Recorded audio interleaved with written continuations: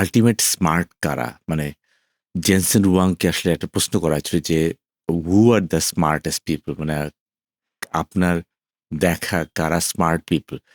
তো উনার প্রশ্নটার উত্তরে উনি যে আসলে বললেন যে, আসলে বর্তমানে মানে এই লাইফে আমরা দেখছি যে স্মার্ট পিপল আমরা কাদেরকে আ আমরা ডিফাইন করি। যেমন আমরা স্মার্ট পিপল হিসেবে আমরা ডিফাইন করি হচ্ছে গিয়ে যে ইন্টেলিজেন্ট, যে আমি মনে করি যে প্রবলেম সলভ করতে পারে, যে হচ্ছে গিয়ে কাইন্ড অফ লাইক যেকোনো জিনিস তাকে দিলে সে এটাকে একটা লেভেলে সলিউশন দিয়ে আনতে পারে, তাদেরকে আমরা স্মার্ট বলি। এবং যেসব ছেলেপেলেরা এসএটিতে ভালো স্কোর করছে বা যেসব যারা হচ্ছে গিয়ে সফটওয়্যার ইঞ্জিনিয়ার, যারা সফটওয়্যার ইঞ্জিনিয়ার তাদেরকে আমরা বলি যে they are the smartest people because they solve problem. আর তাদেরকে একটা বড় একটা ইস্যু দেওয়া হয়, সেই বড় ইস্যুটাকে সেই ছোট ছোট ছোট ছোট চাঙ্ককে ভাগ করে তারপরে সে একটা প্রবলেম সলভ করে। So software engineer become smartest.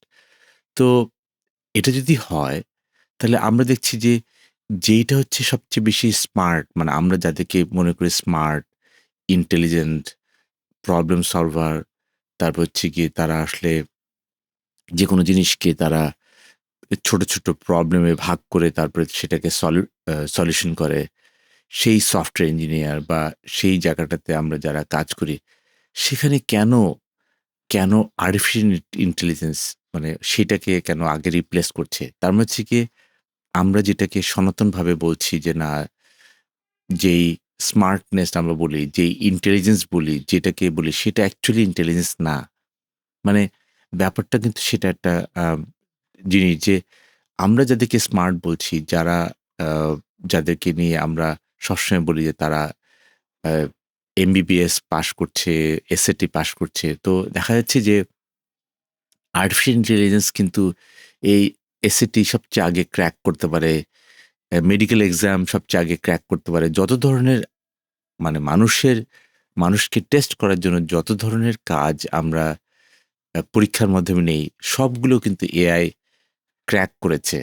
এবং এআই ওই লেভেলে আসলে আলাপ করছে যে না, আসলে যদি ওই স্মার্টনেসই যদি হয় যেটাকে এআই খুব তাড়াতাড়ি রিপ্লেস করতে পারছে, তার মানে হচ্ছে গিয়ে this is not true intelligence. তো আমি আসলে আপনাদেরকে সেই ভিডিওটা একটু দেখাতে চাই যে আসলে আ জেনসেন হুয়াং কি বলেছিলেন? Who's the smartest person you've ever met? Who's the smartest person I've ever met? I can't answer that question. And I know what people are thinking. The definition of smart is somebody who's intelligent, solve problems, technical. But I find that that's a commodity. And we're about to prove that artificial intelligence is able to handle that part easiest. Right. Yeah. And so as it turns out, let me give you another example. Everybody thought software programming is the ultimate smart profession. Look what is the first thing that AI is solving: software programming. And so it turns out that the definition of smart is very different than most people think. I think long term, the definition of smart and my personal definition of smart is someone who sits at that intersection of being technically astute, but human empathy and having the ability to infer the unspoken, around the corners, the unknowables. You know, people who are able to see around corners are truly smart, and their value is incredible. To be able to preempt problems before they show up, just because you feel the vibe, and the vibe came from a combination of data analysis, first principle, life experience, wisdom, sensing other people. Mm-hmm. That vibe, that I think, that's smart. তার মানে ব্যাপারটা এরকম দাঁড়ালো যে of course আমরা যাদেরকে ভাবছি smart, যারা আসলে আমাদের এভরিডে প্রবলেম সলভ করছে, যারা ইন্টেলিজেন্স ভাবছি, যারা টেকনিক্যাল, মানে এটাও একটা ব্যাপার যে যারা টেকনিক্যাল তাদেরকে আমরা স্মার্ট ভাবি। অনেক সময় আমরা আর্টসের সাবজেক্টকে আমরা কিন্তু আন্ডারমাইন করি যে না, সে টেকনিক্যাল, সে এখানে পড়ে, সে ওখানে পড়ে, সে বুয়েটে পড়ছে বা সে এমআইটিতে পড়ছে। So they are technical and they are really smart, they are intelligent. কিন্তু ব্যাপারটা আসলে অন্য লেভেলে পৌঁছায়। তো আমি অফকোর্স দিস আমি এই বইটা লিখেছিলাম যে কিভাবে এআই একটা রাষ্ট্রকে চালাতে পারে, কিভাবে এআই একটা দেশকে চালাতে পারে। সেটা হচ্ছে গিয়ে একটা উপন্যাসে আমি আসলে এটাকে কভার করেছিলাম। তো আমার কাছে যেটা মনে হয়েছে যে উনার কথায়, এবং আমরাও কিন্তু সেটা দেখছি যে আমাদের তো কিন্তু অনেক কোয়াড্রান্ট আছে আমাদের লাইফে। আমরা অনেক কোয়াড্রান্ট যে known, known, known, unknown, unknown, known.